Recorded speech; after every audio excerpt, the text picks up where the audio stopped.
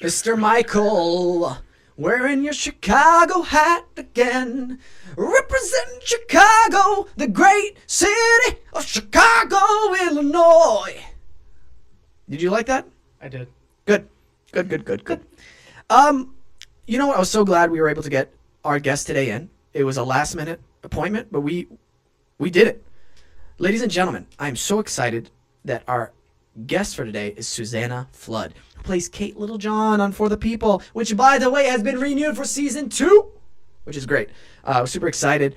Big thank you to ABC Network and everybody who watched the show. Much love and support, and the talk I had with Susannah was absolutely a blast. Ladies and gentlemen, let's give it up for Susannah Flood. Cool. Hey. What up? This is just Come for on. me. Just to run to in the morning. Yeah, that's all. Feeling good. Where you're like, oh yeah, that's the kind of run where you're like, just like, oh yeah, the world is good. The world is good. I don't have to be anywhere or do anything or psych myself up, or like I'm just settling into like a good 5 to 7 miles. Act 1 of the pilot. Act 1 of the pilot. Congratulations on the pickup. Oh, thank you so much, and you too. Oh my God. Yeah. It's very rare that shows go into a second season. You know what I mean? Yeah. You know, this business is like, it's just waiting, and then hopefully we get it, and then great, we got it. Now we'll wait to shoot. It really is. It's such a strange way of not strange, but just it's a little bit surreal, a surreal way of doing business. Like, well, first of all, yesterday was one of those like excruciating days, and for whatever reason, just like the last couple of weeks have been really chaotic for me. I mean, we were talking a little bit about it before we got started here, but like there's been stuff. My best friend's been going through some stuff, and I've been helping her with it, and there feels like everything. It's like the whole world has felt like after a rainstorm, you know, the atmosphere gets like ionized. The negative ions are like released into the atmosphere. It has to do with like oxygen molecules being disrupted by water and electricity, and I'm kind of faking like I know what I'm talking about. I know it's somewhere in this ballpark of things. But whatever that process actually is, it is the thing that makes you feel relaxed and positive and happy after a rainstorm. And you go out and you breathe the fresh air, and you're like, oh God, that smells so good. Wow. This is the thing that is happening. So anyway, that feels kind of like what life has been like in the last couple of weeks, where like there's some kind of there's some kind of weather the circumstances are like this weather event that is passing through. Yeah. And it's caused all the atoms to kind of rise up into the atmosphere and be free radically and a little bit and disruptive, but released from habit in a certain way, which is both good and tiring. And so anyway, all that just to say that like I rolled into yesterday, which was the last day that we were kind of thinking we might hear something by that day, being like, you know what? I've looked at the data. I've thought. I've meditated. I've looked at the data. I've researched the data. I've looked at it, studied it, conferred with my colleagues. I've looked at the data on Cancel Beast. Okay. and what I can understand about Nielsen ratings, which is actually impossible to understand, and so therefore very little.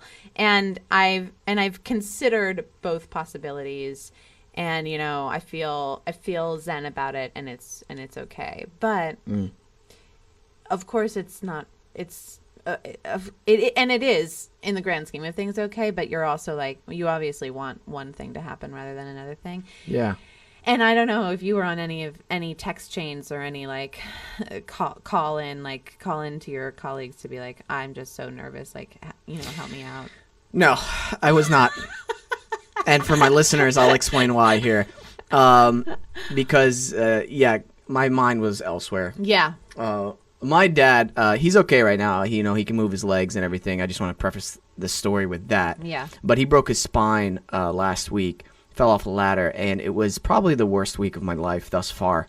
Mm-hmm. And it was a high-risk surgery, and it was just really tough seeing my dad in so much pain and on so much medications and just, So anyway, long story short, he's doing fine now. He's in rehab, and it looks like, a few months of rehab, and he'll be back to his normal self. No ladders ever again, that's for sure. Yeah. But so that's why with this show, I was like, okay, it'll be good, like, financially, be able to help out or whatnot. Yeah. But it is what it is. I'm more concerned that my dad makes a full recovery and that he's doing better every day. Yeah. So I kept checking in on Deadline, you know Yeah. what I mean? And then when I started seeing ABC's, what shows they've renewed, or what shows they started to cancel. Yeah. And I was like, oh, okay. It might come today. Still in the game. Still in the game, yeah. Yeah. But I feel like I've kind of numbed myself, or I don't know, put up enough armor, I guess, because understanding this business. I know. You know what? I marked down the number of Michael. Everything okay? Michael's just angry. yeah. How could you say that? I marked down a while back, actually, how many auditions have been out since I've been in LA. Oh yeah, something over 200. So it's the amount, and the amount of quote unquote rejection, that builds up a sort of armor. Totally. And then I've had a pilot that didn't get picked up. Yeah. I've been, I had callbacks for pilots that I didn't get. Yeah. And so it's just like, okay, well, can't take it personally. Yeah, take it personally, and then it's like, well, I know I'm booking. Yeah. So I just gotta wait for those right projects, and everything else is just out of my control. And the things I have focused on is like making sure my craft is on point, working on my acting every week. Yeah. Yeah, I know. I know what you mean. I feel like I recently, I guess since we wrapped, I've had the occasion to meet a couple of really young, like 15, 16, 17, 18 young adolescents who are like seriously considering becoming an actor, say that they want to become an actor and are thinking about either in the process of applying to conservatories or wanting to apply to conservatories and stuff. And when I have met those inspiring and very sweet young people, like I have thought about myself at that age, and I am so glad to have been through disappointment and rejection. You put air quotes around it, so I'll put air quotes around rejection. it too. Yeah, rejection. Just when things are not things you think things have to go a certain way in order to be successful, and they don't go that way, and then you're kind of forced into this zone of like, okay, now what? How am I going to understand this? And what are my next options? And you're put in that position a number of times in a row, and then you're like, oh wow, none of these, so much lies outside my control, and I can take it. I can actually take it. I can take like the disappointment here. And there's something freeing about that, actually. You're like, if I'm in the long haul with my craft, then I've got a perspective that helps me understand the moment by moment fluctuations, which are crazy. Absolutely. Which, especially in TV, the whole year has been this wild learning experience about like what it is like to work in LA in particular and in TV in general, and it's dizzying. It's like I kept like describing it to friends back home in New York as like being like Jurassic Park, where you're with the Velociraptor, where you're like you're in the jungle and like you've almost made it to like the electric shed or something, like you're gonna get inside, and the Velociraptor is just like like right from the corner, and you're like, oh, death. Oh, awesome. Back to square one. Yeah. Dude, that's the way I felt about this before my dad's accident. I was like, I love you guys. I love working with you. I love Paul. I love the production. I love, everybody there. Yeah. but there was a strong percentage of wanting a season 2 because I didn't want to have to audition again for a while. Totally. And I'm just like, not because I don't love, just I actually do love auditioning because I really go in there and show them myself. I hate the after part. Yeah. It's like, just let me know now. Yeah. Can we get the producers in here now? Yeah. Yes, no, nope, okay. Yeah. That waiting or Yeah. that's the part that I just like, I don't want to, I really don't want to grind on that again. You know, for me, I find that there's always this like balance I'm trying to attain with my logical and emotional side. Yes. And so I found something that works for me is whenever the logical side is weak, feed it with emotion, and vice versa. Whenever the emotional side is weak, feed it with logic. For instance, this extremely horrendous incident with my father. Yeah. It's an emotional jerk of and shaking you up, right? Yeah. It's like you're hitting a brick wall at 100 miles per hour. Yeah. So I have to go, nope, I can't let that get out of hand. So now let's look at this logically. What are our options? Okay. Every day he's gotten better since the last day. The scariest parts are over. So now it's literally just time. Yeah. It's, logically think of that. And then whenever like you're like, I don't know, when the logical side is weak where it doesn't make sense to keep going or caring, like for me when I'm running up the mountain, it's like, hey, why am I up here at 5 a.m.? Logically this is the worst decision to do. And it's like, no, I feed it with the emotional side, like, no, I'm bettering myself, I'm strengthening myself. So I try to do that. I feel like this event, an event like that with a parent, and my own dad, you were talking about blood thinners and heart stents and stuff like that. So my dad had this critical event in 2013. It wasn't a heart attack, but it was atrial fibrillation, which is based. Do you know what that is? No. I was gonna guess, but then I was like, hey, let's let her explain it because she knows 100%. Well, you could probably guess. It's just like the atrial valves of the heart, which are the smaller chambers on the top of the heart. There's a lot of different things can bring this on, but if they get out of sequence with each other and they flutter a little bit, and people in fact, like this, there might be an electrical impulse. You can sometimes feel this in your chest, or like it's like all of a sudden it's like brrr in there, and you're like ooh, and it passes. What was that like? No. Get it. And but if it goes down into the ventricular valves of the heart, which is like the real muscly meat of the heart, down there, it can become like, it can lead to cardiac arrest. And so my dad had an acute episode of atrial fibrillation that became ventricular, that led to critical events in the hospital. So he thank God is recovered from that, but he had to have a number, like I don't want to say actually because I didn't ask him if I could talk about this, but a number of stents put into his heart, right. And has had to be on blood thinners since then. And by the way, it's so common. I know friends who, like people I know are like, oh yeah, I had stents put in. I'm like, what? I know. It's like more common than I thought it was. Yeah, I know. A, medicine is so amazing. Tell me about it. Yeah, right. And B, when it's your parent, like a disruptive event, like a rainstorm event, where you are suddenly jolted into seeing your parent as just another person. There's something about that you see their mortality, you see the history of their life, as separate from your own life. Right. They're just like another atom in the universe, going along, an essentially solitary being, a soul.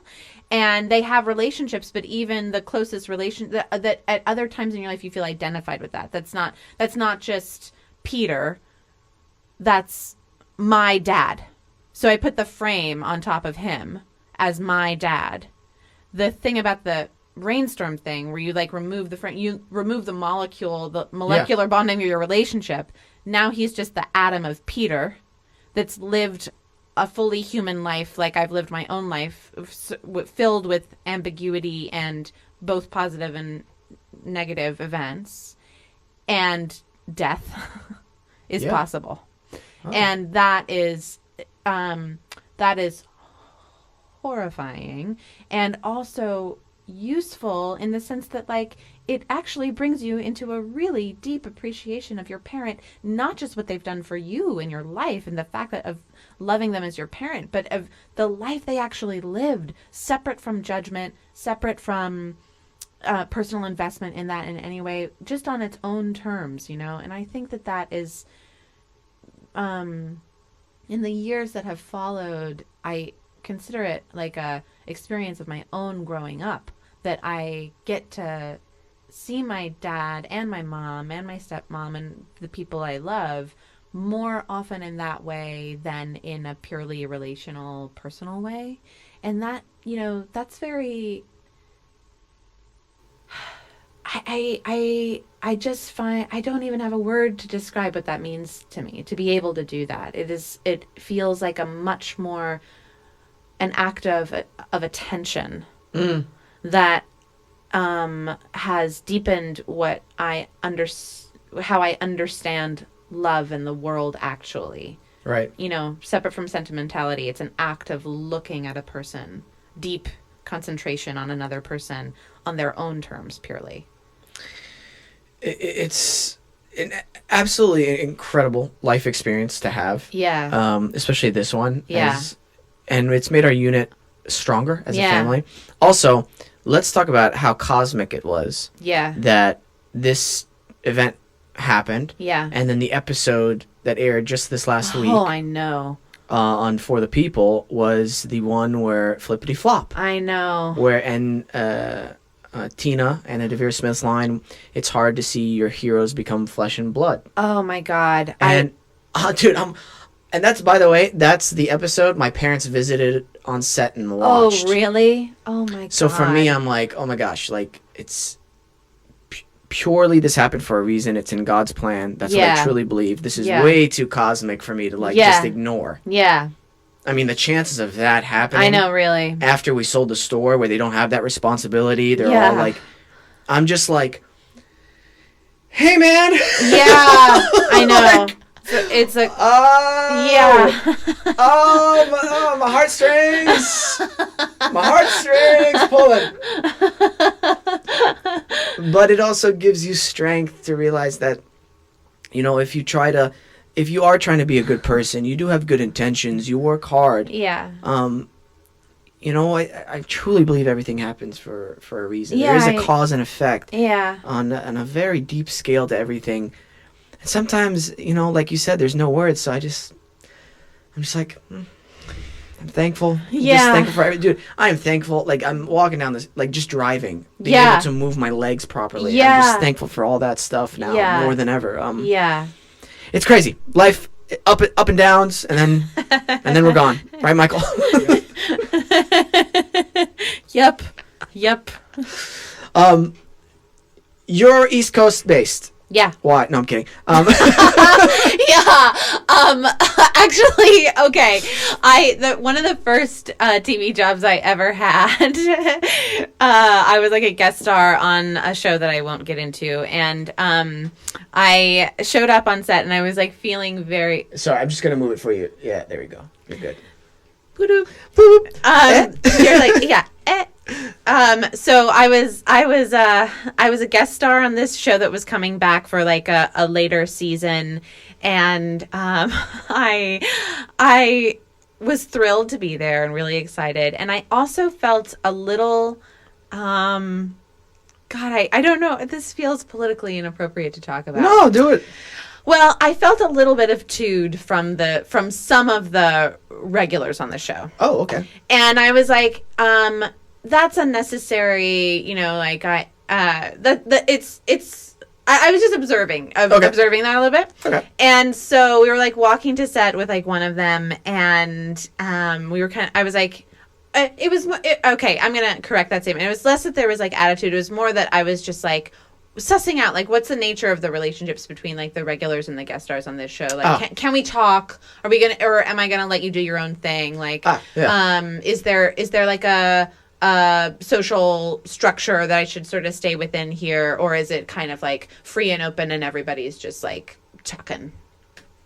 And I wasn't sure yet, so I was walking to set with one of them, and I was just kind of trying to make conversation, and he was like, well, are you from blah blah blah city? Because we were neither here nor there. Yeah. And I was like, no, I'm from New York. And I was like, oh, and he was like, oh yeah, I used to live in New York. And I was like, oh really? I was like, where do you live now? He's like, LA. And I was like, why'd you move? Because actually,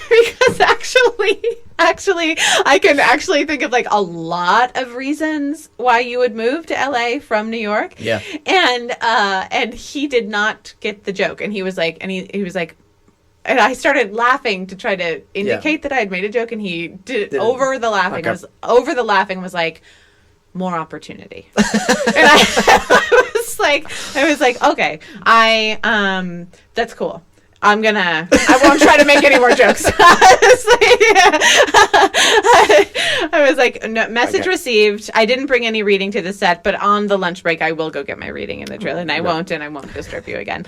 But I do live in New York, and I have noticed since I went back, I was nervous to go back to New York after being in LA for this long, because I don't know. I was like in an LA groove, and I was like, back in New York. Oh God, what if that's depressing?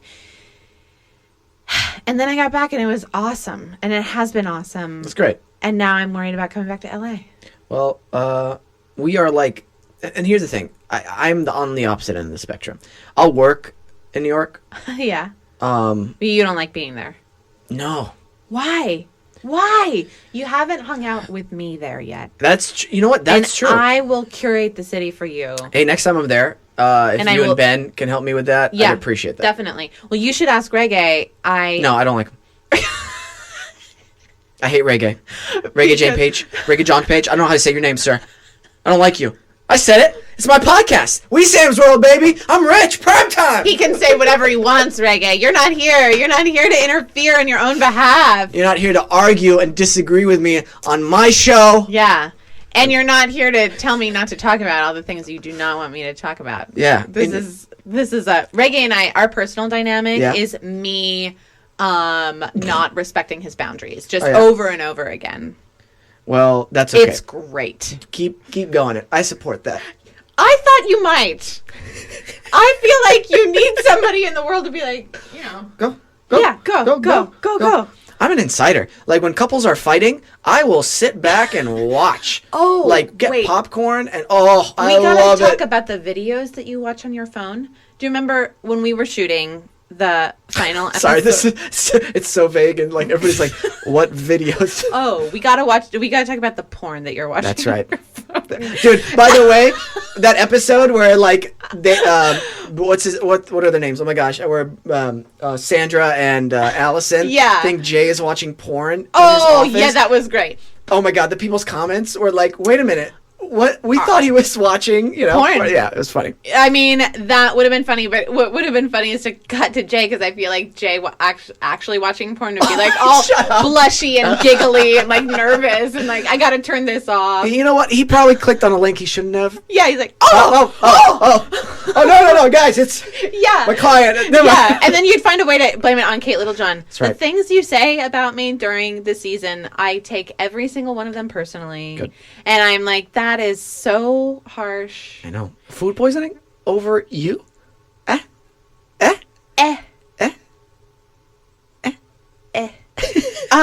are the videos you're talking about? The ones I watch on my phone? The death cage match fighty battles. Oh, the fight stuff. Yeah.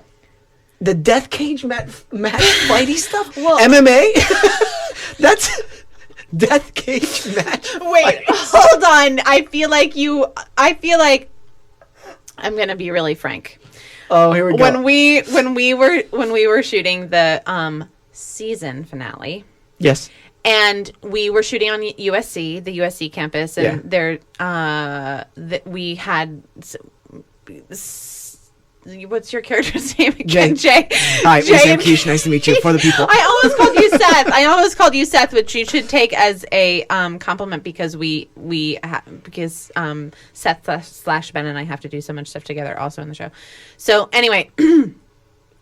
We were shooting some stuff together, and so we had time to pass on set together. Nice. And you started watching these fight videos, these extreme videos on your phone, and you were sharing some of them with me. And I was like, they're not just intense, they're disturbing. Yeah.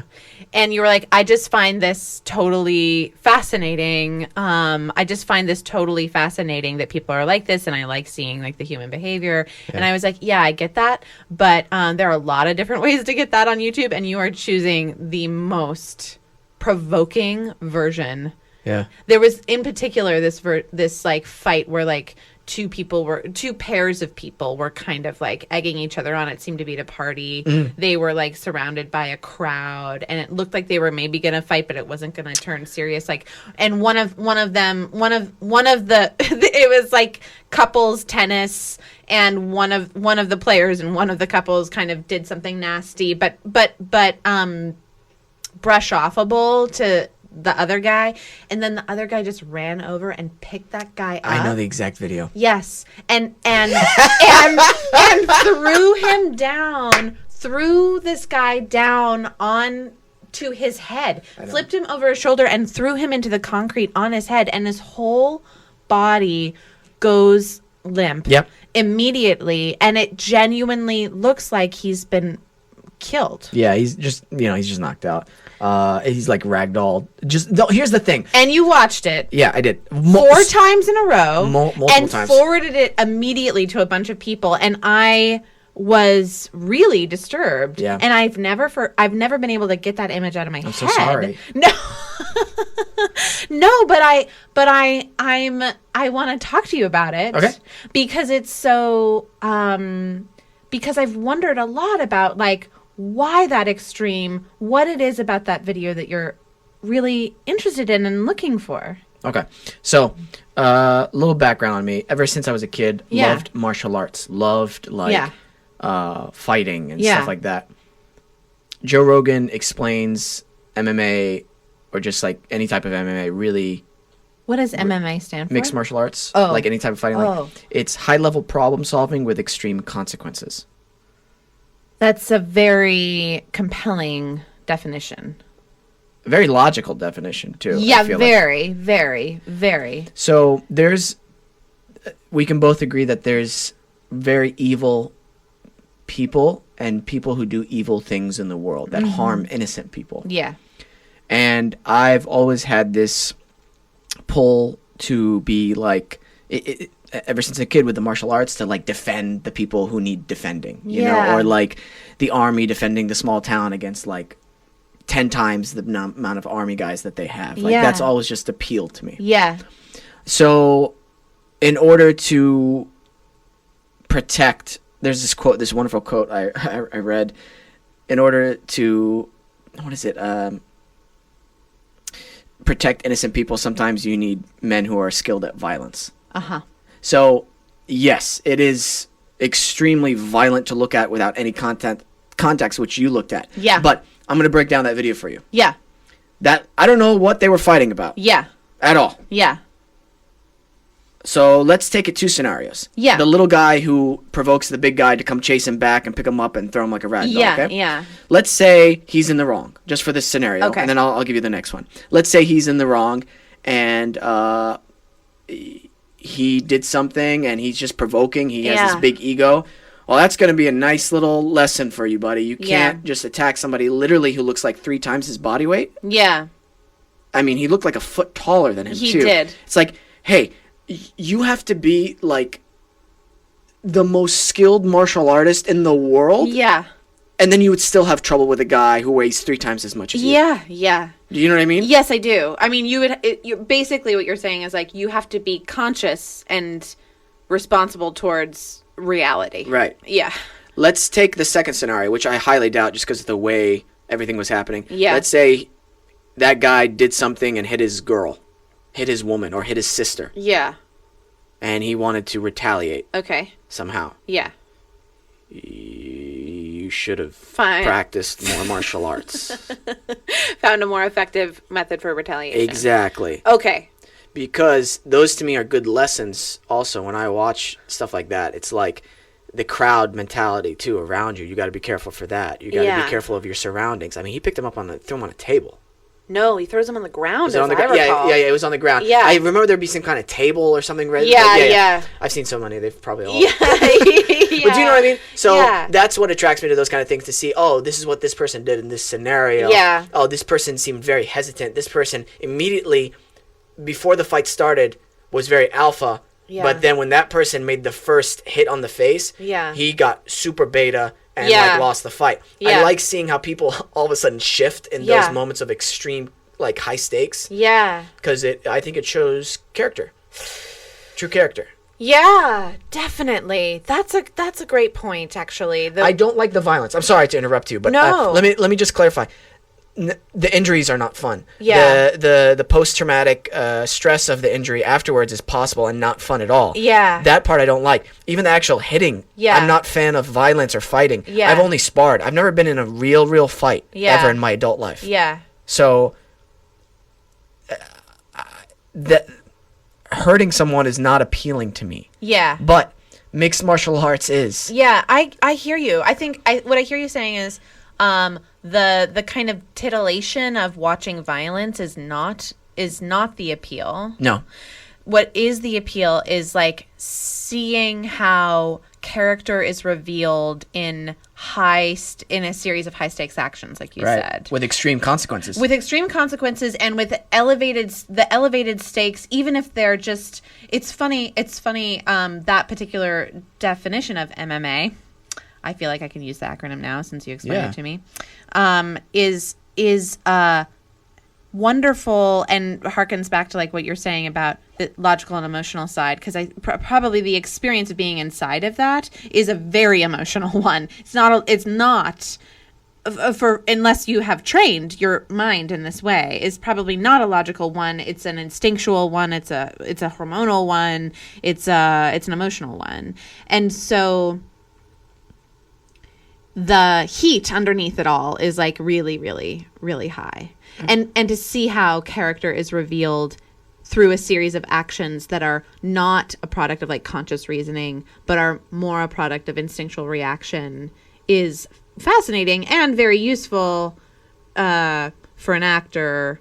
I mean, even just to think that like character is revealed by action at all. Here's a great thing to add on to that. Yeah. The instinctual reaction is because of conscious reasoning the months and years before in training. Yes. Here's a what's it called? A factor that a lot of MMA fighters, especially new ones, do not take into account is the audience. Oh. Because you've been sparring with guys. Yeah. And in the gym, in the ring, with no audience. Yeah. And then you are thrown literally into a series of actions, which I mean, okay, you get called out of the locker room. All of a sudden, there are like 10 security guards on each side. There's a camera literally in your face. Yeah. And people are guiding you through people. And then your music starts playing, but you can barely hear that because of the roar of the fans. Yeah. People are screaming at you. And then you are walked to an area where you've never actually done these series of movements. Does that make sense? Yes. It's like us whenever we block something or they change the blocking. Yes. Or like we have to, oh, you know what? We did this scene and we rehearsed it like 5 times this way. Actually, can you put it this time? Yes. The cup on the, literally it's such a simple thing. Can you put the cup on the left side? And then all of a sudden. The sequences. Oh, welcome to, I've never acted before in my lifetime. I know.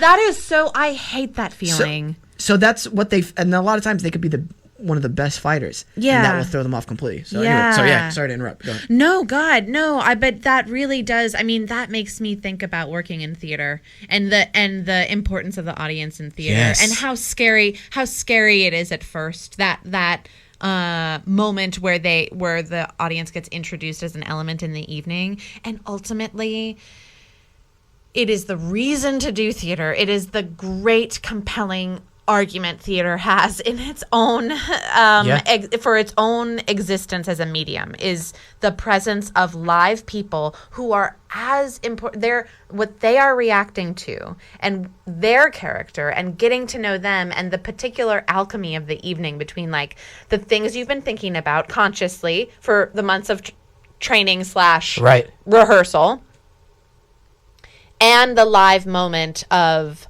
the energy of like these people that you don't know at all. God, it's just such a cool thing that like in fact like the performance comes out of those two things meeting each other for the first time. Yes. It's really I've been seeing some really great theater since I've been back in New York. Have you ever been to London? Yeah, but not in a long time. I went to London when I studied in college for a little bit. You did? Yeah, and I studied like for like a semester abroad? Yeah. And best theater I've ever seen in my life. Yeah, I bet. Do you remember what you saw? Erasmus Home was one of them. What's that? Oh. So good. Did you see it too? No. I looked at Michael like he went with me I know. during summer. Michael's like, yeah, I remember that play. Erasmus Home, couldn't tell you what it was about anymore, but Yeah. I remember the ending because it gave me chills. What happened? And I started almost crying. I can't give away the ending. Well, I might. It's just in that production. Just in that production. Something happens, an Yeah. incident, but you never see it, and one of the maids describes it, what's happening. And you hear scream, and I was just like, oh my God, this is what acting is. This is what acting is. Yeah. And then I saw like a bunch of other things. Like one was cool because they had a projection. Yeah. And then they had the play going on. Yeah. But they filmed the play like it was a movie. And one of the scenes was he was in a train, right? Yeah. And they had people like pouring water and then like moving the light, and you would see him, watch him performing this, and it was amazing. But then you'd look up and it's a movie. What year would that have been? 2008. What? It didn't happen to be a knee-high production. Couldn't tell you. Couldn't tell you what it was. Do you remember if it wasn't an Okay, so you just told me you can't tell me, but I'm gonna. I don't remember. I'm sorry. Okay, You're like, oh, you can't tell me. Cool. So was it this then? Well, it does sound familiar to like a Scottish company. It reminds me of this production of a Scottish company that also would have been in like that I saw in the States in like 2010. Okay. With like a guy on a train, and there were video projections, and it was very like there was a strong visual component in the production. Gotcha. Oh, have you ever seen The Mystery of Irma Vep?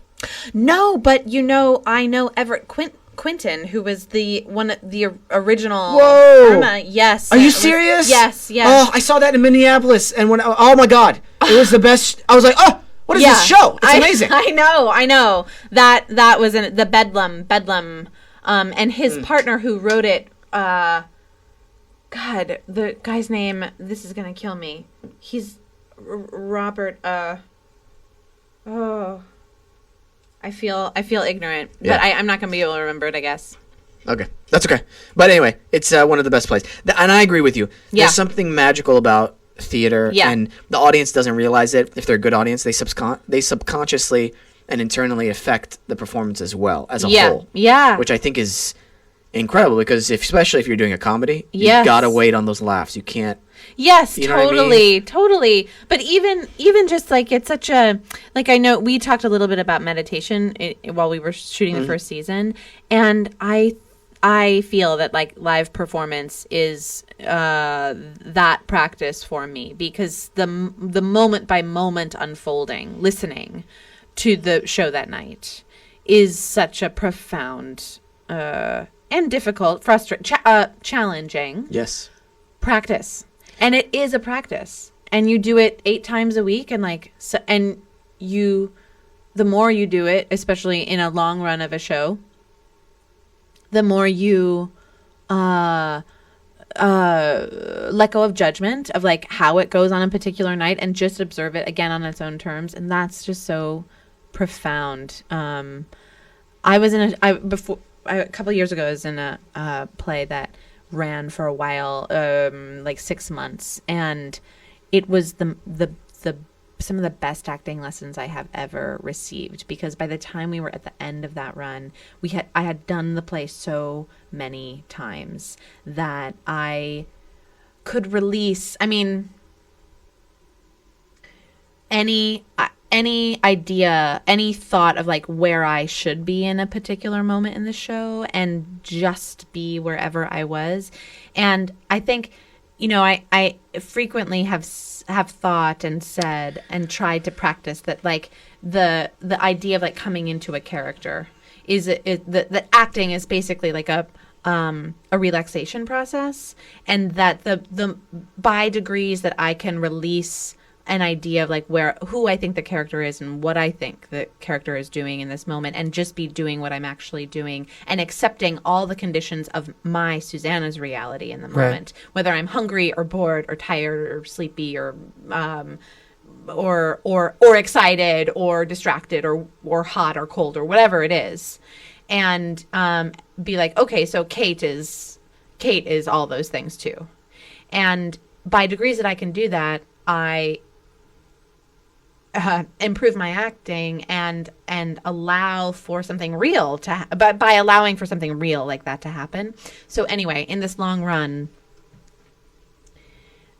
I was so like deep in the habit of doing that like I didn't even feel like I need, you know, when you're rehearsing something, you're building the shape of a show. Yes. You're like, okay, at this moment, for a while, they're all ideas, and you're kind of setting up the blocks like outside of yourself in front of you, and you're kind of testing out different ideas. What if I'm trying to convince you of something at this moment? What if oh no, that's not really working? What if I'm just receiving whatever you're saying to me? You're just what if I'm sad here? What if I'm happy there? What if you're constructing it?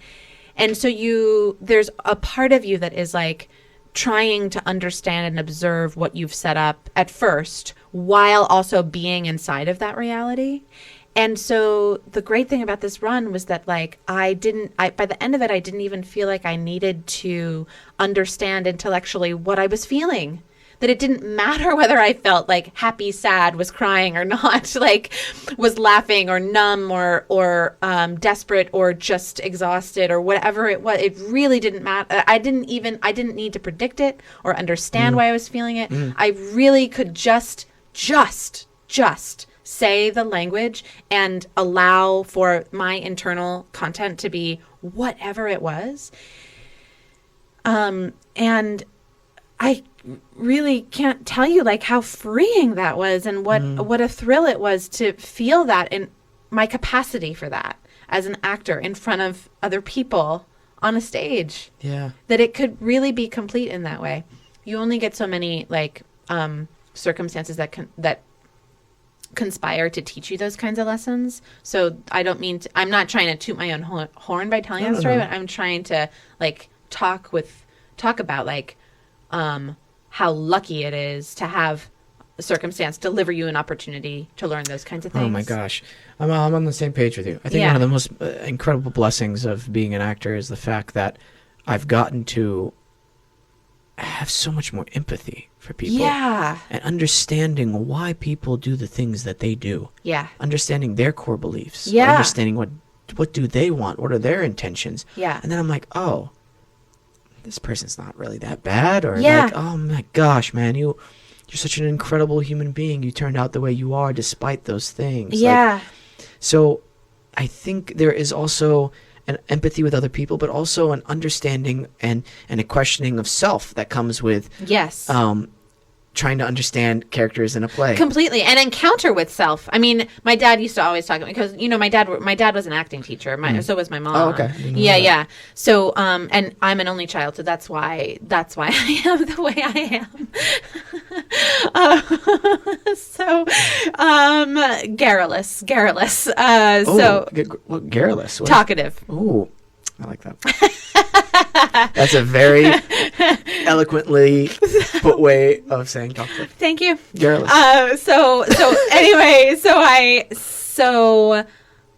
He used to always say that, like, acting, one of the deep lessons of acting is this fundamental encounter with yourself. Like, the moment you step on stage, you're on some level being like, here I am. This is, you know. But The other thing I'll say is when Anna's movie was released on by HBO. Which, by the way, people need to go see it. Go see it, stream it. It is incredible. Notes from the field. It's a one-woman show. Just real quick, it's like the modern day Laramie Project. I've described it. Yes, as. It's so freaking good. It is. Anyway, go ahead. And even more than Laramie Project, which had a cast of 15, 20, 30 people, Anna is the only person who performs all the roles. So it's like not only an amazing piece of social research, it is this I'm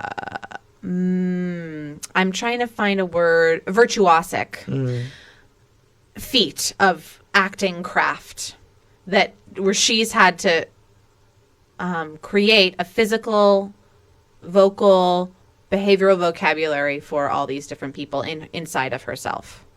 Pretty incredible. Anyway, when they screened it at LACMA, she invited everybody, and then they had this like panel discussion afterwards, and I can't remember the question that brought this up. It was something about like how have you become the person that you are, especially in relationship to her own art that she writes and produces herself at these shows. And she said, I never bought into the idea of psychological naturalism. She was like, I was always fascinated by otherness, and it didn't seem appropriate to me that I should be able to relate to every character that's ever been. It didn't seem appropriate or right that I should do that. And so I'm paraphrasing, and I wish she was here to actually just say it herself. Hopefully she'll be on soon. We're trying to work with her schedule to get her on. Oh man, I can't wait for that episode. So ask her. But she basically said like my career has been the pursuit of otherness, which was like when I heard it, I've been mulling that over since I heard her say that in February. It's just like, because my own acting technique is based on such this process of kind of deep identification, like pulling a character into me, and the idea that like there are times where like that's not actually appropriate, that in fact the assumption that I should or could do that might be just a product of my own privilege, and that there could be you might want to develop other ways of working on certain things. I've really been thinking about that a lot. I'd like to share something with you, please, that I've found to be a universal truth with not just acting, but also with martial arts, with business, with a lot of other things. And it wasn't just said by one person. It was said by multiple people over the course of centuries. So the most recent person probably who said this is Bruce Lee. The highest art is no art. The highest form is no form. And he talks about how you should be like water. If water goes in a teapot, it's the teapot. If it goes in a cup, it's a cup. It can splash, it can crash, it can freeze. Be like water. And taking that principle and applying it to roles, I think has worked for me. Because certain things, like I was so lucky, I've got to study a bunch of different techniques. And sometimes, you know what? Animal essence doesn't work with this role.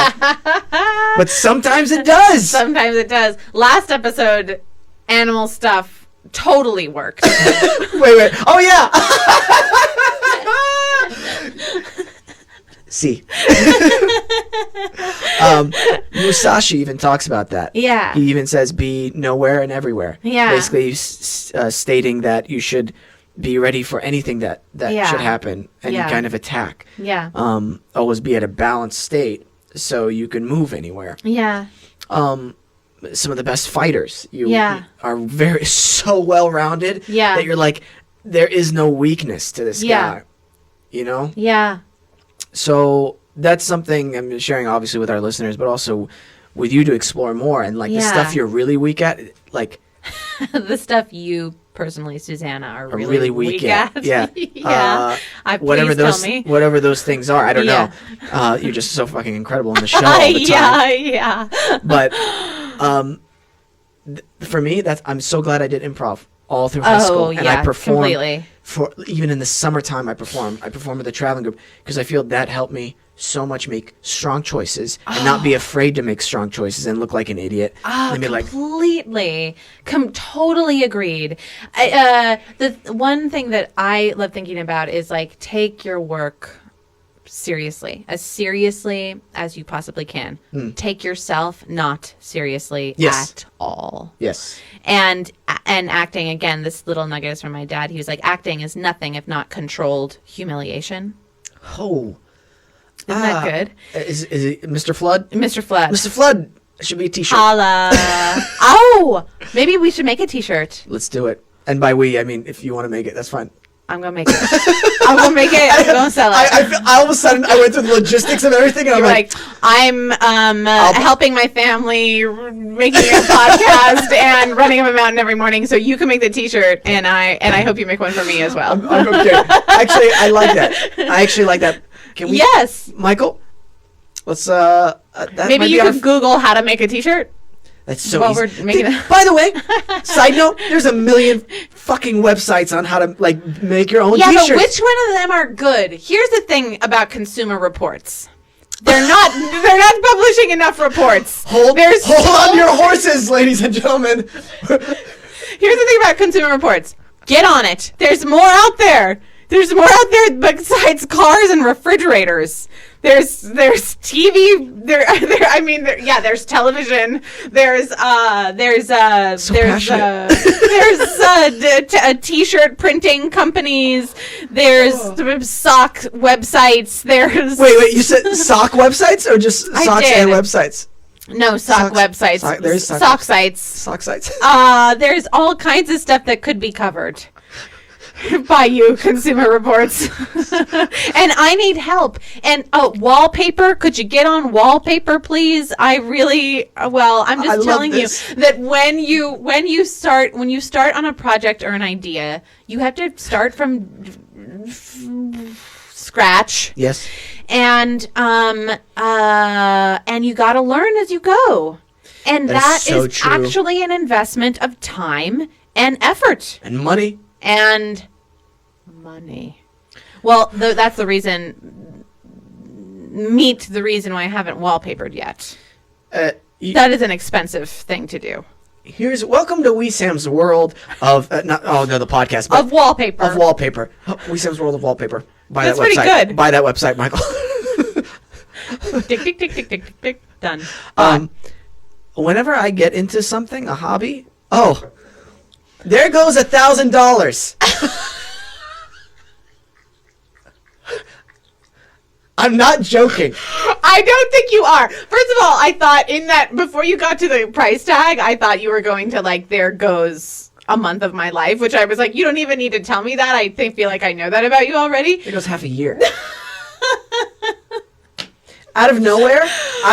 Yeah. I watched, what was that movie?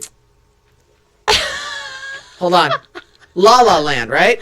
Oh, wait. No. I want to take a tap dancing class. Oh, I can teach you. Did you take it after La La Land? No, I'm professional. Are you serious? Yeah. Because I will pay you money to teach me how to tap dance. You don't have to pay me money. I'll teach you how to tap dance. You want me to show you a little bit right now? Yeah. Michael, should we do it? For the people watching? This is going to be so ridiculous. Oh my God. I'm so happy and excited. You ready? Yeah. I wish you could see his feet. You can't see my feet. It's okay. You won't have to. That's amazing. Can I try? I have no clue how to tap dance. Lesson 1.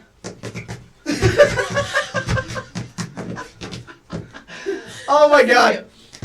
That's it. The people listening are like, I'm YouTubing this immediately. Well, You're welcome. You're welcome. You're welcome. Oh, we're so stupid. I really do want to tap dance, even though we just did some tap dancing. I want to do more tap dancing so that when we get to that episode on the show, We'll be ready. we. Dude, I'm telling you, I saw, what is it, Whiplash. That was it, and La La Land, all in like the same kind of time period. Whiplash. Oh, one of my favorite movies, top 5 easily. Really? Yeah. Also, I just don't remember anything about the movie. The drummer? It was directed by the same guy. Oh. What? Damien Chazelle. Oh, yes! La La Land directed Whiplash. Oh. That makes sense. That makes a lot of sense. Good Lord. I'm out of the loop. J.K. Simmons? Oh, thank J.K. you. Simmons. Yeah. Miles Teller. 2014. Oh, yeah. And what happened? An American drama. Have you ever seen it? No. Oh. Ambitious jazz student and an abusive. Oh, yes, right. Yes. And J.K. Simmons won the Oscar. Yeah. Yeah. Incredible movie, incredible message behind it. Right. Oh gosh, yeah, right. That now this is all coming back to me. So I was like, oh, I want to, like, all of a sudden I started understanding piano a little bit more from it, and I was like, I want to learn piano, but I want to learn it properly. I want to learn how to read music. So I got a teacher. I got a piano, and I would just start practicing. And the first song that I taught myself, and I haven't been practicing lately, obviously, but was "Where's My Mind" by the Pixies on piano. Oh my god, And that is awesome! And I now know how to read music, and it's a little like I have to take my time, and yes, but like I never knew how to read music before. Yeah. So that's what happens. Yeah. And now I'm looking to get a more expensive piano. Yeah. Because that's how I taught myself guitar. I spent like $800 on my guitar because I'm like, I paid this much money. And this was before I had like I had monthly payments to pay it off. Oh my god. Because I was like, I spent this much money. Wow. I better learn how to play guitar. Yeah. So yeah. Oh, that is great. Okay, well that inspires me because piano is another thing I want to learn. I want fluent French. I want to get my French back to fluency. Of course. And I want Did you like that little? Yeah, of course, because that's what. Yeah. Yeah, because why wouldn't you? If you have some basic French in your past. Yes. Do you? I do. Oh, okay, that makes okay. I do. I missed that completely. Basic French. I have basic French in my past. That sounds like a real, I don't know, a euphemism for something. No, that makes sense. Though. But That's I mean, part of who you are. Yeah, and I love speaking another language. I guess, as you can tell, like I also really can talk a lot when I get going. So not, Really? not Susannah, you kid? says the guy who's made a podcast and you invited me on. That's right. So not being able to find the exact right word when I wanted it, that was always kind of a bummer for me, which kind of got in my way of like actually attaining fluency. So I want to get over that, and I want to play the piano, and I want to tap dance. Yeah. See, those are all awesome things, and I think those are why I love those kind of hobbies, because they've all funneled into acting. Yeah. If that makes sense. Yeah. By the way, there are wonderful apps now, and like driving things, and like Spotify channels. Oh, yeah. That can like just help you, even if it's like just like to refresh. So, like, totally. Oh, yes. You're talking about the French project. oh, I The don't know what relearning that- French? No. Oh. I'm What do you just mean? talking about like in traffic here, right? Yeah. Somebody wants to learn a language. Yeah. And I'm like, oh, do you commute to work? They're like, yeah, I drive. It's about like an hour and a half both ways total. It's Then like, you can work on your French in the car. yeah, and that Yes, way yes. it's not like a wasted time. Yes, completely. And that's perfect because you need daily repetition to learn a language. Yes. You can't do it like once a week. Yes. But so why doesn't Consumer Reports have a report on the best tap dance instructors out there? But here's no. Okay. Basically what I'm observing is that like you say you want to learn a hobby, so then you have to be like, okay, where do I start? And there's no teacher to explain the calculus to you. You have to kind of pick a place and start experimenting. No, I go to YouTube. I know, but even that illustrates my point. Like, Well, what's the alternative? Hey, okay, I understand what you're saying. yeah, In terms of with my archery, I would have loved, and it's more beneficial Yeah. that I spoke with someone who knew archery. yeah, I didn't know anyone. yeah. So So how'd you find somebody? I didn't. I listened to hours of podcasts on archery. I watched hours of videos. But there of had to archery be a on moment YouTube. where you finally, Bought it and did it. yeah. Oh yeah, I bought that all myself. And so you just you were able to create a kinesthetic preparation through listening to all that stuff? Yes, and I almost killed myself and snapped the bow because I strung a 55-pound longbow the wrong way. Yeah, see, but that's so you did not create a first time. kinesthetic preparation to shoot the bow. You almost killed yourself. Yeah, but then I unstrung it and restrung it correctly, and then I started shooting. See, but that's what I mean. That's for me. I'm like, that's part of the journey Yeah. and experience of it. Because let's be realistic. When I want something, I'm gonna figure out how to do it no matter what. Yeah. And I will spend $1,000 an unhealthy amount of And money. 6 to figure- months. Yeah, Yeah. but now you know what? Money is a tool. Yes, that's true. Because especially after this incident with my father, Yes. it just amplified my reasoning with things and my material possession with stuff. It's like, you know what? This is all tools to help enlighten myself, take care of my family, better myself, better the people around me, Yeah. and have them have better lives. And hopefully, if I have children, create a foundation so that they can even exceed where I've gone with my life and enlighten their lives even more so. I think that's so crucial, and I think that's the pinnacle of human goals currently, because everything else changes and goes away and Yeah. becomes. You can't. You die. You can't take the money with you. Yeah.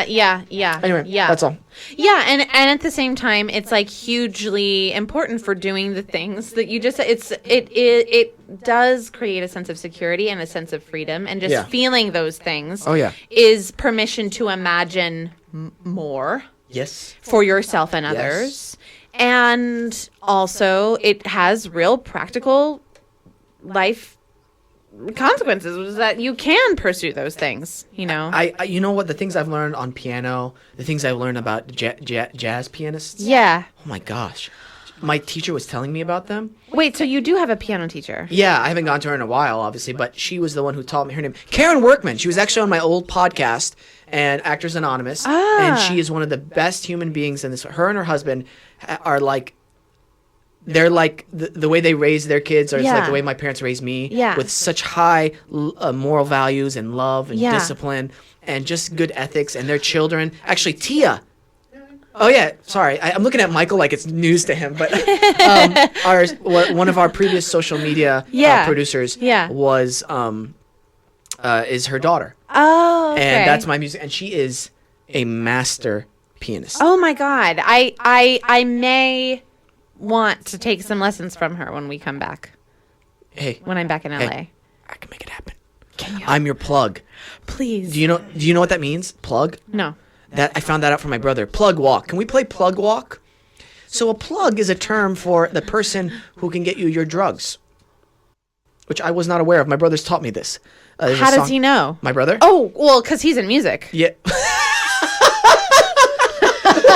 Wait. Wait, the song. Yes, the song. Also, because all people in music are drug addicts. I thought you were free. Oh yeah, you got it. No. I mean, if we start throwing those stones, then no houses will remain standing by the Right, end of it. right. Yes, yeah. Except for my house, because I really never. I am not. I mean, I have smoked pot Yeah. less That's than okay. 10 times in my life. Tried it once, nothing happened. Never tried it again after that. Okay, the first time I tried it, I was living in. Should we hear the song? Yeah, let's hear plug walk first. Maybe we can talk. I mean, You have to talk over it. yeah, because of the freaking YouTube. And also, should we do the clean version? That way we don't have to put. know. I mean, I don't know. I've already cursed once. I see I don't know. I see the mouse hovering over the clean version. You have a lot of stuff. There's an ad apparently. Oh gosh, You it's love the so things you loud. own. You never. Yeah. This Why? is. I can't wait. Okay. Oh, he's making meth in a trailer. Yeah. So this song, my brother put over some random guy walking, and my other brother showed it to me, and Yeah. he's like, "Hey, look what Daniel did! Isn't this hilarious?" I'm like, "It's a rap song, and some guy's walking. I don't get it." He's like, "It's plug walk," and I was like, "What is plug?" And then that's when he explained it to me, and then I was like, Okay, that's funny. You have to have some basic operational street knowledge to Yeah. feel the joke there. Yeah. Yeah. Can we skip ahead just a little bit? Here we go. don't even understand how the fuck my plug talk. I don't even understand. Space too, I don't let my plug walk. So yeah, that's plug walk. So that's why I didn't understand. New freak had to come out of the little wait. bitch off. Oh, It's an alien. Okay, yeah, okay. 50K, you could come and book a nigga for a plug All walk. right. Okay. Yeah. So it's a very interesting video. It's a very There's interesting video. some Good girls artistic hanging out in the desert in their underwear in that video. I know. With an alien. Speaking alien. of, what up, Taylor? Also, there are tap Our- dance classes here on our- Yelp. Oh, really? Thank you. Wait, stop. Thank you, Michael. Did you just wait? Is there an ad for tap dancing? No. I looked this up before. It's called Best Tap my Dance God. Classes in LA. Dude, I thought, you know what you scared me with? Wow. I thought they were listening to Tap us. dance with No. Howard? Have you heard about this? No. Seriously, this is a real thing. I thought they were listening to us just now Yeah. about tap dancing. Yeah. And Who's then they? Google and Facebook, because this is legitimately what happens on your phone or on your computer. On your computer when you type it, Yeah. and all of a sudden you start seeing like Yeah. let's say you're looking for baseballs, Yeah. and then all of a sudden on a different website, baseball ads. I know. Sketch. Yeah. Even sketchier is whenever you don't type it in and you're talking about it. You go to your computer and then you see ads for that. It's like, hey man, why are you listening? Definitely. Yes. Definitely the assembling of this kind of data is very disturbing and scary. You know what? I don't know what the solution is, other than let me become emperor. Is that the solution? But then they're going to bring you all this information about people and you're going to get really fascinated and it's going to become your hobby and then you might become a kind of tyrannical emperor. I feel like it could go either way. You know there. what? First order of business, all these bankers, all these people who stole money from hardworking people. These greedy gumdrops. Hey, you're going into forced labor. You're going to pay off your debt. Hey, Oh, yes, I like that. We start at minimum wage. So let's get going. Ooh, good. I like that. I That's like first that. thing. Personally, I like that. But I know there are people out there who would not like that. Oh, the bankers. Oh, you thief? You thief? That's why you don't like it? Oh, you thief. The Koch brothers. Don't care. Aren't they like 80 or 90? No, See, here's unfortunately, they're younger than that. By the way, I actually talked with my mom about this. Yeah. You know, when you get to that age, 80 or 90? 80 or 90, you start realizing, okay, times are coming soon, Yeah. right? Yeah. And what compels somebody to keep spending millions and tens of millions on stuff that, first of all, they won't be around for and doesn't really help their generation in any kind of way, and they're Anybody's generation. and they keep accumulating money. You Yeah. know what I mean? That's the part that I'm like, okay, what would keep a person doing that? And the only logical reason I could think of is they are so scared of confronting the possibility of death. of death. Yeah. Of not the possibility that they are going to die. The eventuality. That they continue on this pattern that they've had Yeah. for all their life. Yeah. And if they try to trick themselves into thinking, well, if I keep doing this, then Yeah. I can ignore and maybe even Stave it off. stave it off. Yeah. That is such I don't think know. that is such a compassionate way of understanding it. I It's a compelling theory, I think. because I can't think of anything other than because I think there are very rare people in this world. They Yeah. exist who go, I have malicious intent. Yeah. Like Yeah. I like harming people. Yeah. I like causing chaos. Yeah. Because and this is obviously my numbers, out of theory, Yeah. 80 to 90% of the people who actually do bad stuff, it doesn't come from a bad place. I hear you. And I tend to agree with you. Or it can come from a misguided place, Yes. perhaps. But A lot of harm comes from a misguided place, both big and small harm. yeah, and ignorance. And ignorance. Yeah. Yeah, those guys. I don't even want to talk about the Koch brothers because it will that's fine. raise Well, a lot of let's anxiety. take the example for a lot of these ISIS fighters, for instance. Yeah. So this is actually a thing that happens. By the way, are you listening? There's sorry to cut you off. There's this really great new podcast called Caliphate that the New York Times is producing. Do you ever listen to? They have a daily. It's called The Daily, and it's like a 20-minute piece of reporting. On all the weekdays, which is a great way to kind of like get relevant news with a short time commitment. People who produce that are producing this series called Caliphate, which is about ISIS fighters, with this reporter who's been reporting on them for years and years and years, and I'm forgetting her name. I'm sorry to say. Okay. But she has spent years now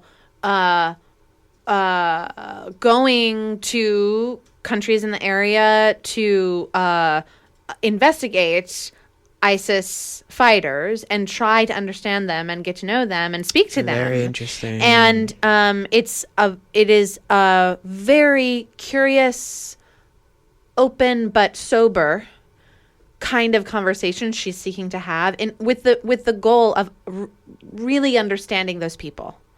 And the assumption, probably similar to yours, that like people who cause harm are real people who are acting out of a set of experiences in their life that are like worthy of understanding, and that you can seek to do that without apologizing or diminishing the harm that they've caused.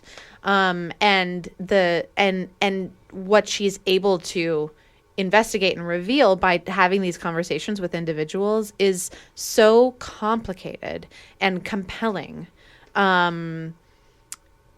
and urgent and relevant, and I highly recommend it. I'm gonna have to check this out. This Yeah. sounds really interesting. Yeah. Let me clarify before I start. I don't think that these people don't deserve to be punished. Yeah, right. Let me just say that. Yeah. Because they deserve to be punished. Yeah.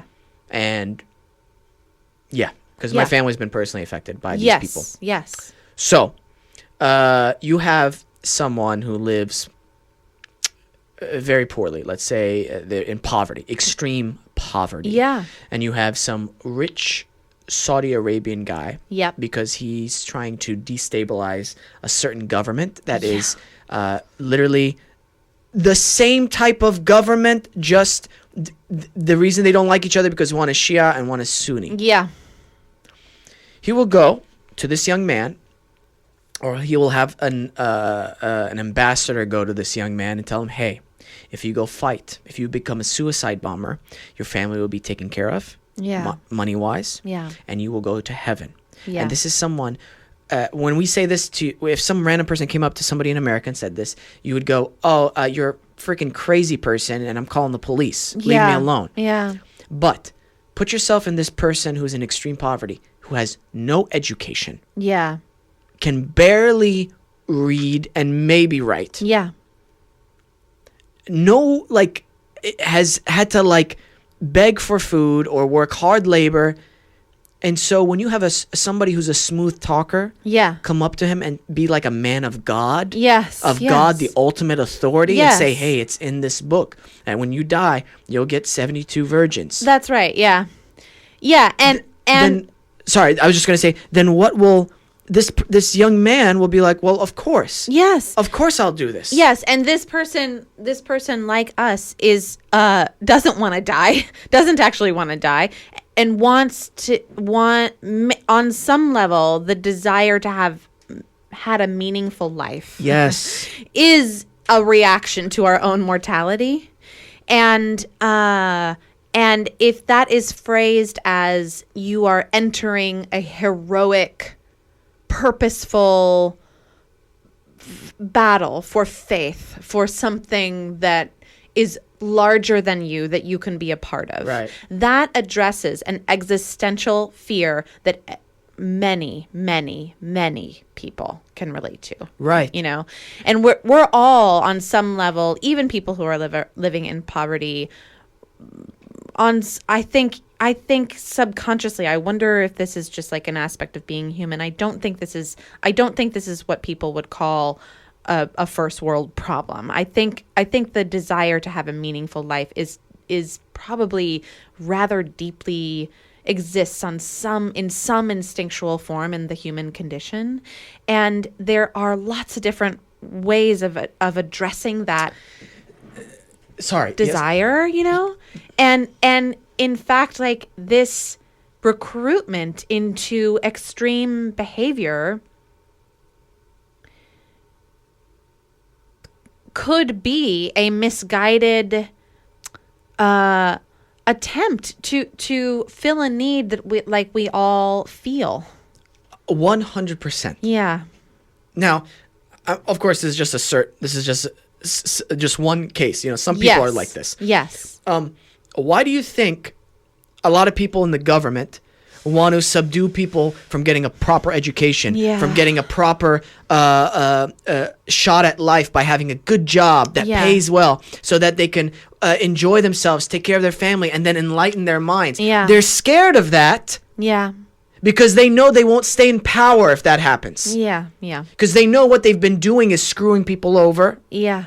Exploiting people. Exploiting people. Yeah.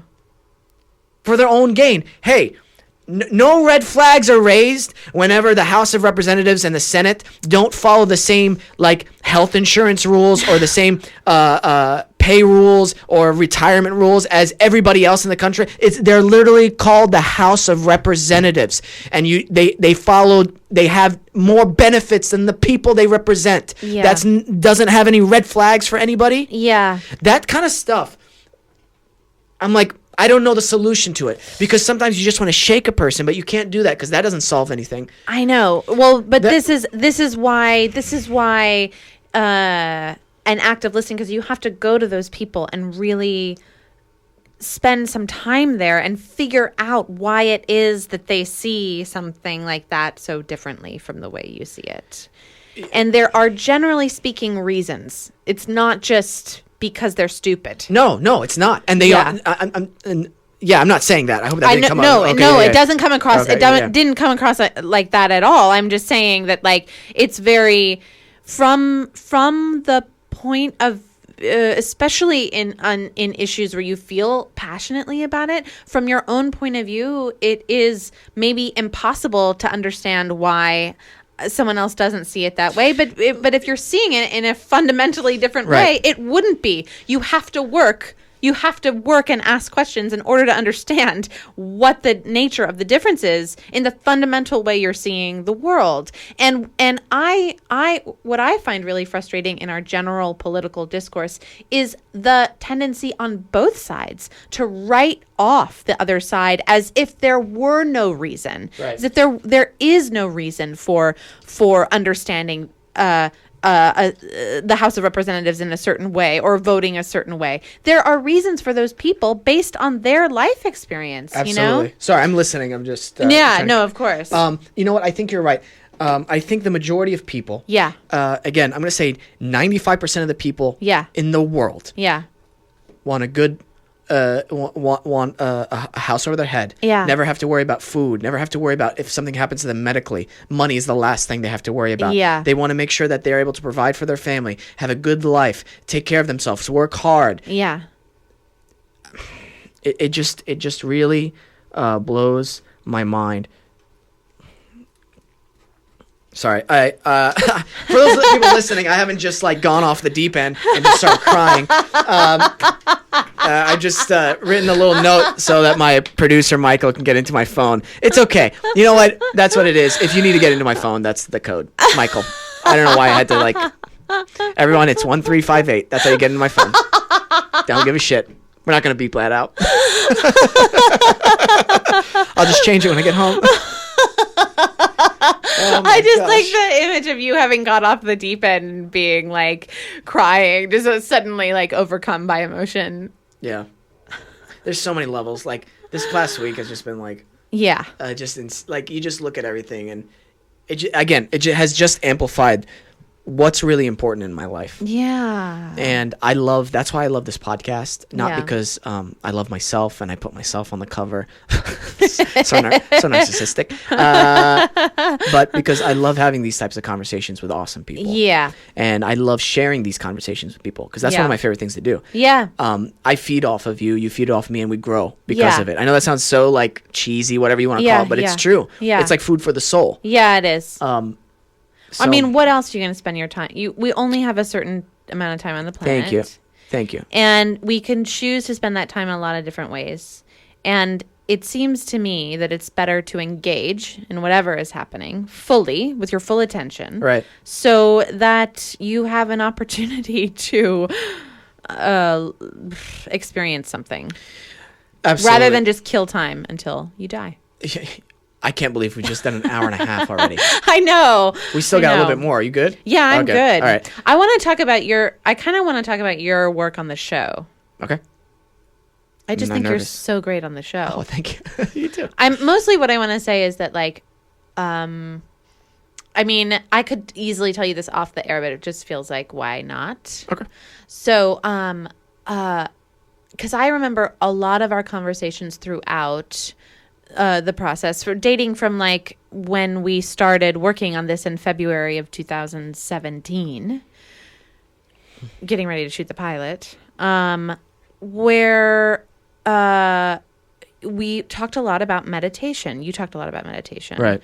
And it was interesting to feel that like that was like a nascent interest at first and then like a real practice that you were in. And we had an occasion to talk about it a few times, like in the whole unfolding of the first season.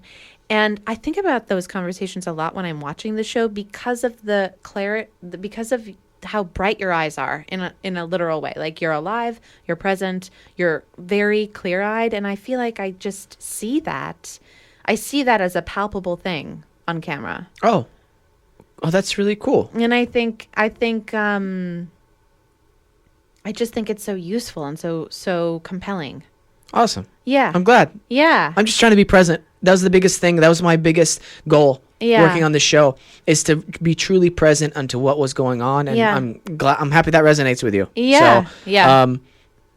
And since you're giving me a compliment, I feel No, compelled. no, because- let's not. Let's not. Because truly, But I did want to talk about one scene with you that I loved shooting. Oh, okay. The Good. one that just aired. Where Yeah. The animal one. The animals in a cage one. I know the one. I loved shooting that because it was a culmination of I finally get to see you again. I know. And I'm like, oh, Kate. I know, and we didn't have to say very much, and and there was the great for me. Well, I don't know how much we have talked about this, but I'm obsessed with doing animal impressions. I remember. Yeah. love this. So I was like, an animal episode. Just wait, world. Like you thought, you producers, you thought I was a team player before. I am going to give you more than you asked for. And so when we got to that scene, I was like, yes, I am going to be like a real literal animal in a cage. Okay. And I tried, and they kindly asked me to tone it down a little bit. But seeds of it remained in the scene, and it was just so fun and so physical and so playful and like that really is like. There's no other reason to be there. I mean, there are other reasons to be there when you're making a lot of money so that you can do all the things we've already talked about. But from a craft perspective, it could be all those things. Yeah. It can be. Yeah. But what I loved is that working with you, and people will see this, I'm not going to give too much away, but there might be another encounter with Kate and Jay before the end of the season. And I just remember shooting a certain scene. Yes, I think it seemed to recall. Dude. Do you remember are you referring to a certain scene that involved a certain joke? Yeah, something happened where I flubbed up a bunch of stuff that might have been on somebody's desk. Yes. And later you sort of brought it back. You suggested a thing to me that ended up on the blooper reel. Oh my gosh. I forgot about that. Yeah. People will see that someday. Yes, yeah, the blooper reel.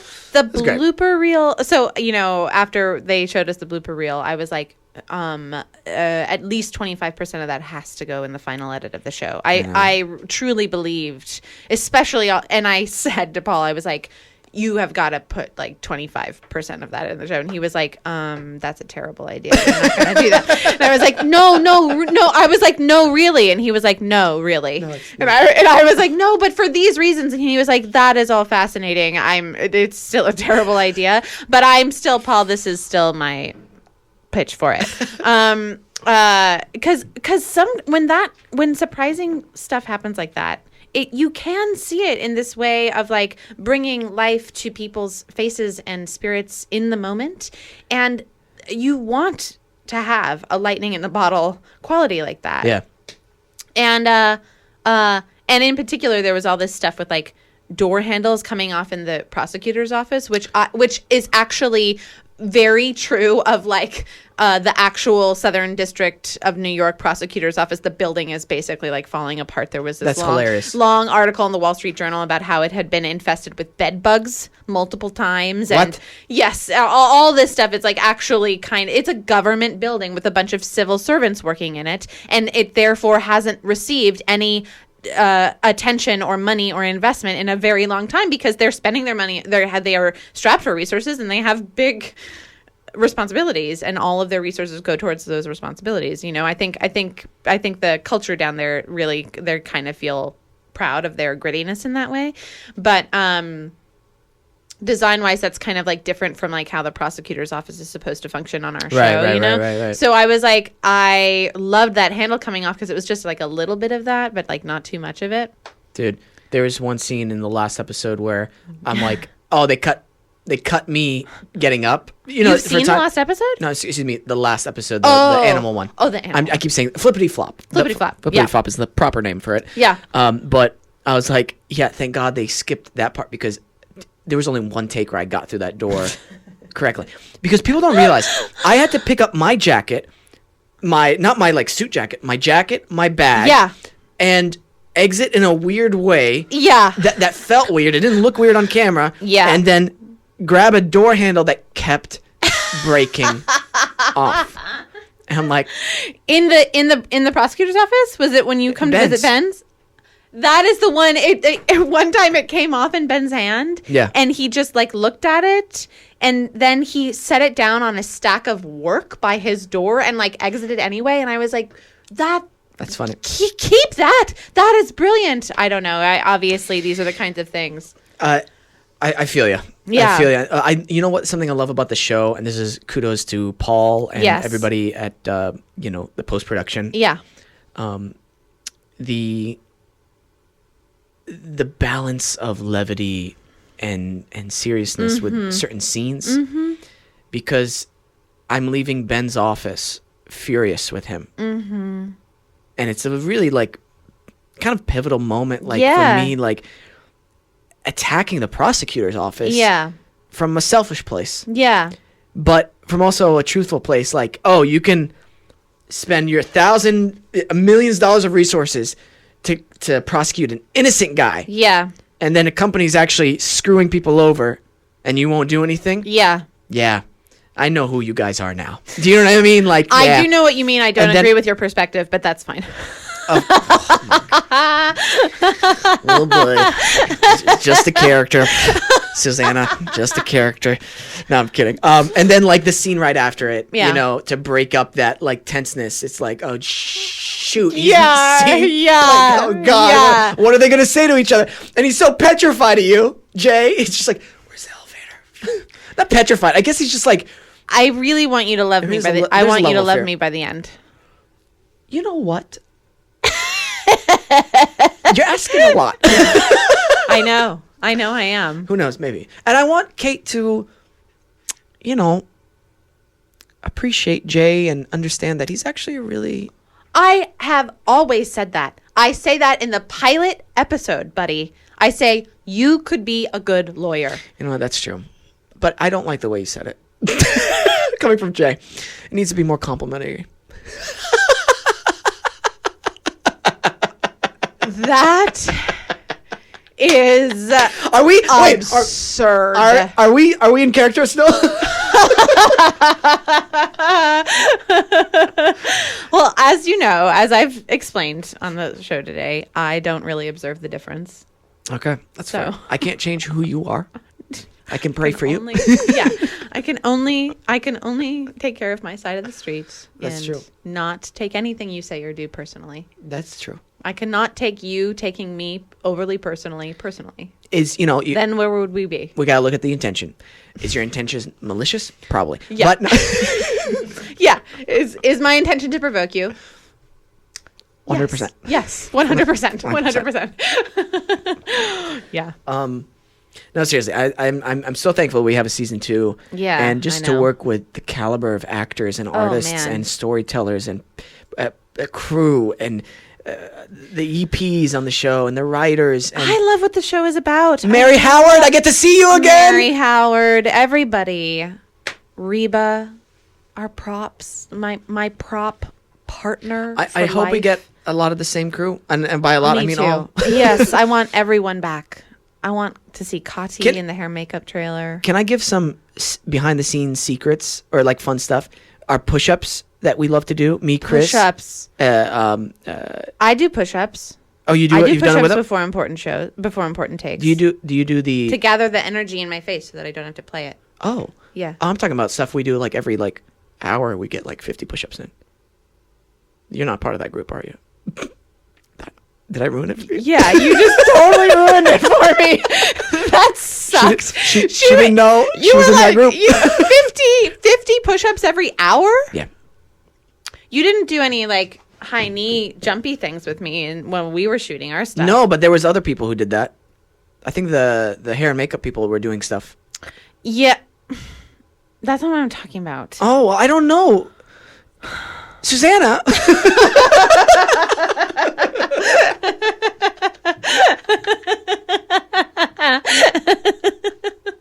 This is gonna be really annoying for people to listen to. No. You don't think so? Is it normally like this? It's been, what do you say? It's hard to describe. Every single person has been the essence of that person. Does that make sense? Yeah. It's just different. Like, Betsy was amazing having on the show. Oh my God. If you, by the way, you should Yeah. listen to that one. Yeah, okay, well. And, oh yeah, Tom's is really good. If you're Yeah. an actor, oh my God, Tom's story about the machine gun. I saw that. Dude. Wonderful. Oh man. I can't wait to get Paul and Anna on here, and the rest of the cast, and whenever they're back on the West Coast. You know what Yeah. I mean? Just because I truly mean this, and I know I was saying it before, but like, you guys are just it's just so rare to be part of a show like this, and then top it all off, we're telling stories that are not only entertaining but extremely enlightening. And that's what I pray for in my work. I sincerely do. That, Yeah.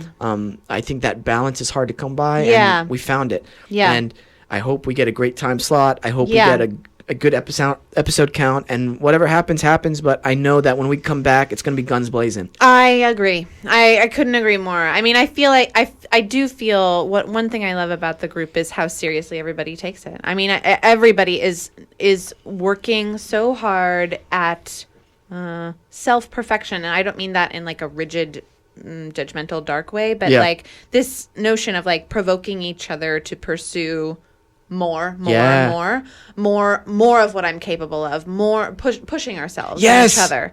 That is great. I rely on that. I love that we do that for each other. It does feel special in that way, and I do feel like I feel very inspired by what the show is about and seeks to be about. Hey, you're welcome. Oh my God. Yes. Oh, is this your animal accent? Actually, this is me provoking Wesam because he sort of wishes I would stop. And we're out of time. And we're out of time. And we're out of time. That was both a sincere expression of gratitude and love, and also a minor provocation. Hey, can you imagine? Like, seriously, Minor to major I gotta share provocation. this with you. I attract some of the, and I mean this in a positive way. Some of the most interesting homeless people that come up to me, and this is why I bring that up. The hand thing. I'm walking down the street with my uncle and my brother on Ventura Boulevard, and we're just gonna walk down we're gonna just make a little loop because we're waiting on our Japanese barbecue reservations Yeah. already. Yeah. Such an LA thing to say, by the way. Yeah, totally. Literally, one homeless guy says something to me. He goes, "Hey, you know why those trees are so tall?"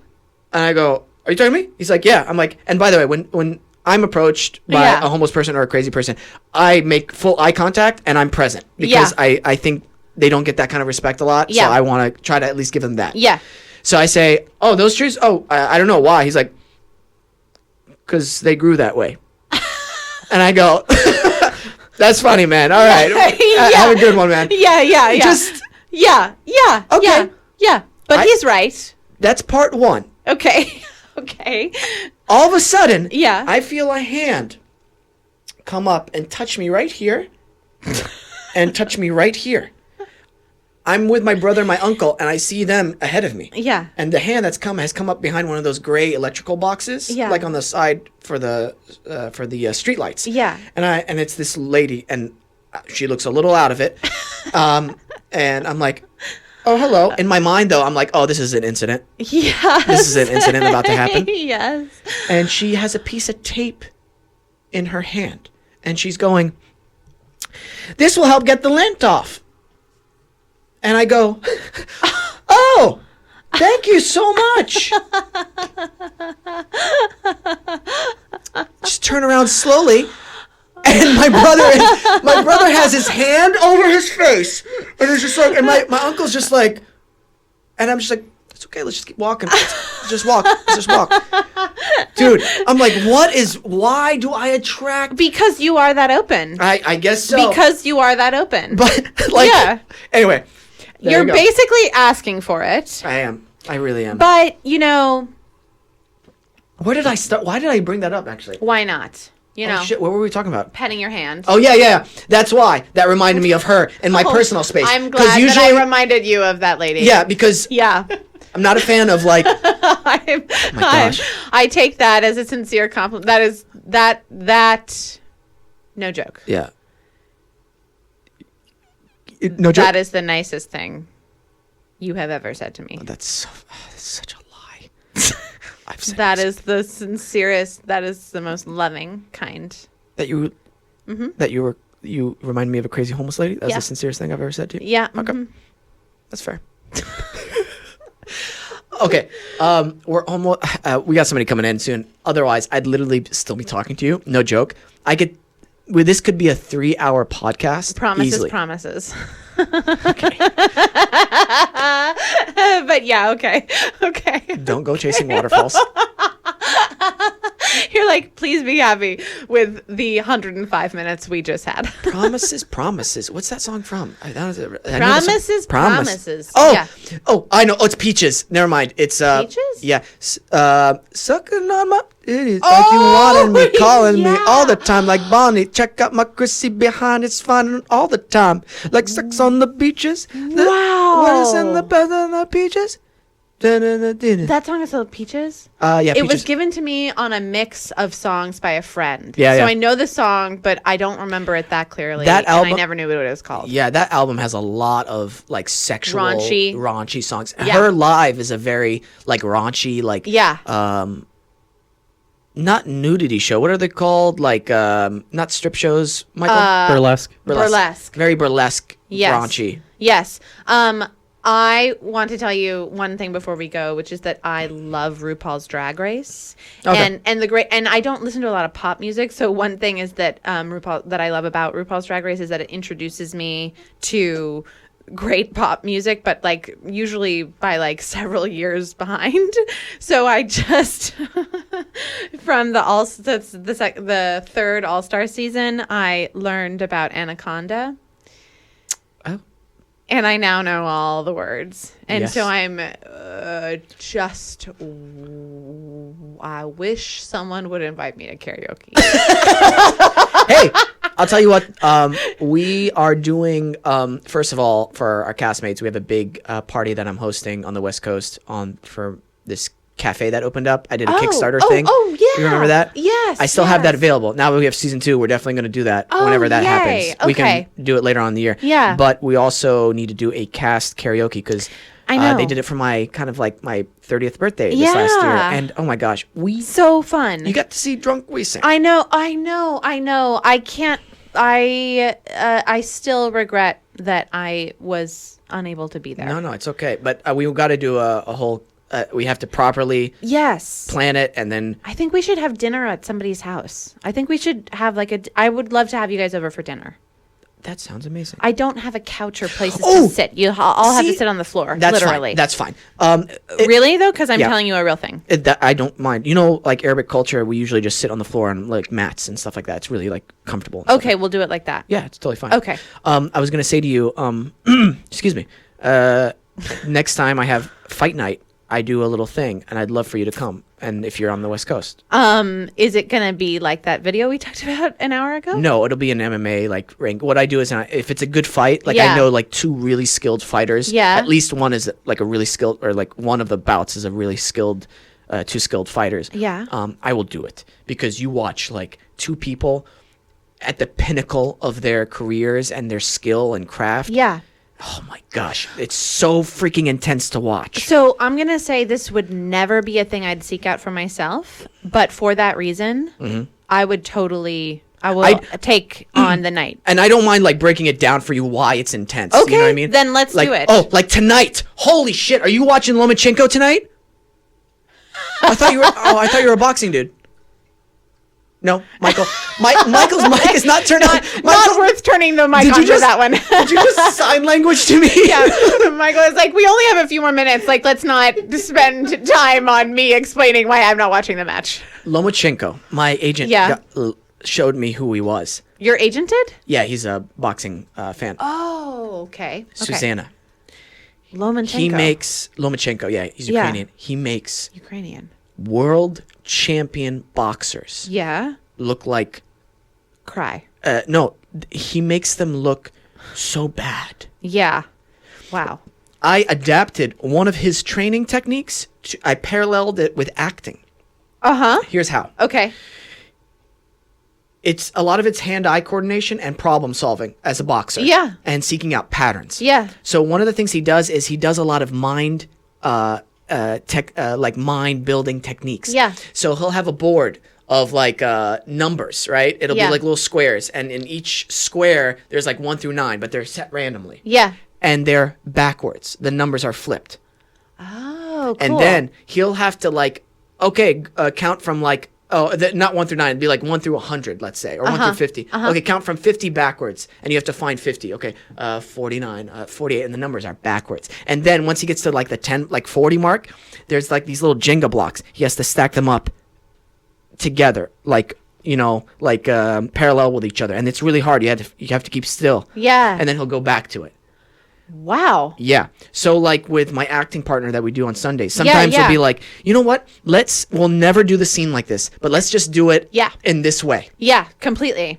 Let's make this character, even though he's not like a really rude, angry boss. Completely. Let's do it that way. Yes, definitely. So whenever we're in the audition or callback, we're able to switch immediately. Yeah. like that. Yeah. That's anyway. Yeah. I want to share that with you because Oh, I love that. I love that. I love that. And I love the idea of like doing something in a radically experimental and different way than you would ever expect to do it on the day, because for the sake of learning something about it. Absolutely. Yeah. And just trying it.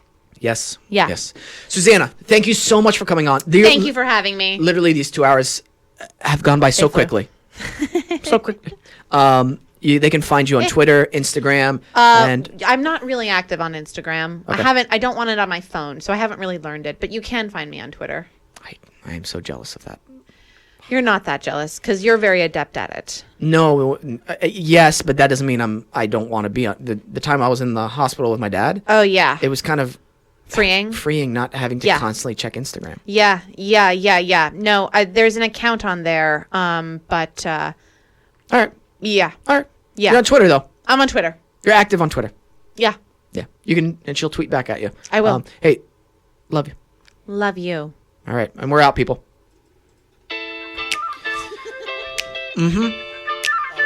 That's right. That's right. Hey, guys, if you want to listen to the entire podcast I had with hey guys, Susannah Flood, to the entire it's pretty loud, the music, isn't it? Podcast I had with Susannah Flood. That's okay, we're keeping it. It's pretty loud, the music, isn't it? I'm looking at Michael like, hey man, a little loud. Bro, That's okay. We're it's keeping a it. little loud. Okay, a little loud. I gotta say, it's a little I'm loud. looking at Michael like, Dude, hey, it's all man, good. We'll a keep it. little It's loud. funny. Bro, If you want to it's a listen to the little loud. entire Okay, episode, little loud. I you can gotta say download it it's a tonight on little loud. iTunes. It's always available Dude, it's all Thursday good. at midnight We'll keep it. or It's funny. Friday super early if you morning. wanna listen So to the you'll have entire it episode, for the weekend or you on can Friday download it tonight tonight. on iTunes. It's always big thank you available to Susannah Thursday at Flood. midnight or Big thank you to Friday ABC super Network for early renewing my morning. show. So you'll have it For the weekend people. or Big thank you to Friday. Adobe Radio. Big And Nice thank you to Guy Susannah Digital. Flood. Thank you guys for Big everything you thank do. you to Hey, ABC Michael, Network. for renewing my show. Thank you. For the people. Big thank Good. you to Adobe Radio. Awesome, guys. Hey, and thanks Nice for our Guy listeners. Digital. If you Thank like guys us- for everything you do. Hey, Michael. Leave a little review. We appreciate Thank it. you. Follow us on Twitter and Instagram. Good. Stay up to date. with Awesome, all guys. our Hey, thanks for our behind the listeners. scenes If you like goodies. Leave a little review. We appreciate And it. Follow us on that Twitter and Instagram. is Stay up to date all. with all our See you next week, behind guys. the scenes Bye. goodies. And that is all. See you next week, guys. Bye.